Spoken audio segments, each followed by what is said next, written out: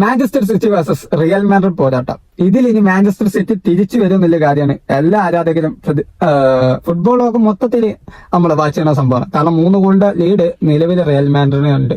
അപ്പോ കഴിഞ്ഞപ്പോ സിറ്റിയുടെ പ്ലേയേഴ്സ് കുറച്ച് സ്റ്റേറ്റ്മെന്റുകൾ പറഞ്ഞിരുന്നു. ഓക്കെ, അപ്പൊ അതാണ് നമ്മൾ ഡിസ്കസ് ചെയ്യാൻ പോകുന്നത്. ഒന്നാമത്തേത് അവരുടെ ഗോൾ കീപ്പർ ആയിട്ടുള്ള ജിയാൻ ലൂജി ഡൊണ്ണാറുമ പറഞ്ഞ സംഭവം എന്താ വെച്ചാൽ ഇറ്റ്സ് നോട്ട് ഓവർ, ഇത് അവസാനിച്ചിട്ടില്ല എന്നൊരു കാര്യമാണ് പുള്ളിക്കാരൻ പറഞ്ഞത്. ബെർണാർഡോ സിൽവയുടെ സ്റ്റേറ്റ്മെന്റ് എന്താന്ന് വെച്ചാൽ we still believe, of course തീർച്ചയായും ഞങ്ങൾ വിശ്വസിക്കുന്നുണ്ട്.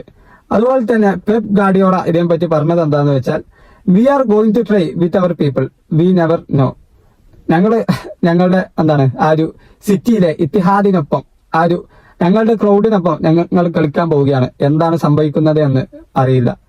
പിന്നെ ഫിൽ ഫോഡൻ പറഞ്ഞ എന്താന്ന് വെച്ചാൽ of course we can do it, അതെ നമുക്കത് ചെയ്യാൻ പറ്റും, സെക്കൻഡ് ലെഗിൽ കംബാക്ക് അടിക്കാൻ പറ്റും എന്നുള്ള കാര്യം. റോഡ്രി ഇതിനെ പറ്റി പറഞ്ഞ എന്താ വെച്ചാൽ ആൾവേസ് ബിലീവ്, എപ്പോഴും വിശ്വസിക്കുക. അപ്പോൾ ഇത്തരത്തിലുള്ള നമുക്ക് സോഷ്യൽ മീഡിയയിൽ മാസമായി തോന്നുന്ന പല കമന്റുകളുമാണ് സിറ്റി താരങ്ങൾ പറഞ്ഞിട്ടുള്ളത്. ഓക്കെ, പക്ഷെ റിയാലിറ്റി ചെക്ക് ചെയ്യുമ്പോൾ അതിൽ എത്രമാത്രം ഉണ്ട് എന്നുള്ളത് മറുവശമാണ്. അഫ്കോഴ്സ് കഴിഞ്ഞ ഒരു സീസണിൽ റിയൽ മാഡ്രിഡ് നമ്മുടെ ആഴ്സണലിനായിട്ട് ചാമ്പ്യൻസ് ലീഗിന്റെ ക്വാർട്ടർ ഫൈനലിൽ എമിറേറ്റ്സ് പോയി തോറ്റതിനു ശേഷം ഇത്തരത്തിലുള്ള പല സ്റ്റേറ്റ്മെന്റുകളും നമ്മുടെ ജൂഡ് അടക്കമുള്ള പ്ലേയേഴ്സ്, അതുപോലെ തന്നെ ജൂഡ് വിനി പല പ്ലേയേഴ്സും പറഞ്ഞിരുന്നു. പക്ഷെ ആ ഒരു കളി പിന്നെ റയല് സ്വന്തം ഹോമിൽ തന്നെ 2-1 ആഴ്സണലോട് പരാജയപ്പെട്ട കഥയും അതിന്റെ ബാക്കി പത്രങ്ങളാണ്. അപ്പോൾ ഇത് ടു ബി ഹോണസ്റ്റ് എനിക്കത് കംബാക്ക് വരുമെന്ന് തോന്നില്ല. കാരണം ഫസ്റ്റ് ലെഗിൽ സത്യമായിട്ടും as A real Madrid fan ഞാൻ വിചാരിച്ചത് സിറ്റി ജയിക്കുന്നതാണ്. കാരണം റിയലിന്റെ സ്കോഡ് നമുക്കറിയാം, മാഞ്ചസ്റ്റർ സിറ്റിയുടെ ഒരു സ്കോഡും നിലവിലത്തെ ഒരു റിയൽ മാഡ്രിഡിന്റെ ഇഞ്ചോർഡ് സ്കോഡും തമ്മിലുള്ള വ്യത്യാസം അറിയാം. അപ്പൊ ഞാൻ വിചാരിച്ചു, ഞാനല്ല പൊതുമിക്കാരെല്ലാരും വിചാരിച്ച സിറ്റി ജയിക്കുമെന്നാണ്. ബട്ട് 3-0 ലീഡാണ്. അപ്പൊ ഇനി തിരിച്ചു വന്ന് 3 ഗോൾ അടിച്ചാൽ സമനില, 4 ഗോൾ അടിക്കണം ജയിക്കണമെങ്കിൽ. അപ്പൊ അത്തരത്തിലുള്ള ഒരു അവസ്ഥയിലൂടെയാണ് സിറ്റി കടന്നു പോകുന്നത്.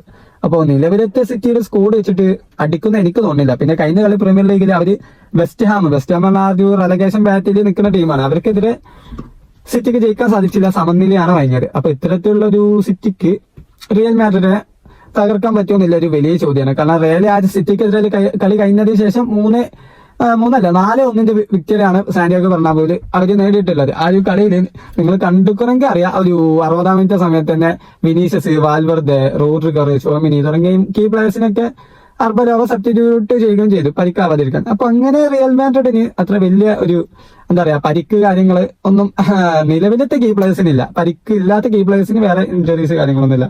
അപ്പൊ ആ ഒരു റിയൽ മാഡ്രിഡിനെ ഇത്തിഹാദ് ചെന്നിട്ട് ആ ഒരു സിറ്റിക്ക് പരാജയപ്പെടുത്താൻ കഴിയുമോ എന്നുള്ളതും ഒരു ചോദ്യമാണ്. അപ്പൊ ഏതായാലും നിങ്ങളുടെ അഭിപ്രായം കമന്റ് ചെയ്യുക. ഞാൻ ഏതായാലും സിറ്റിക്ക് കംബാക്ക് ഒന്നും ഉണ്ടാവില്ല എന്നാണ് പ്രതീക്ഷിക്കുന്നത്. നിങ്ങളുടെ അഭിപ്രായം കമന്റ് ചെയ്യുക, വീഡിയോ ലൈക്ക് ചെയ്യുക, ചാനൽ സബ്സ്ക്രൈബ് ചെയ്യുക.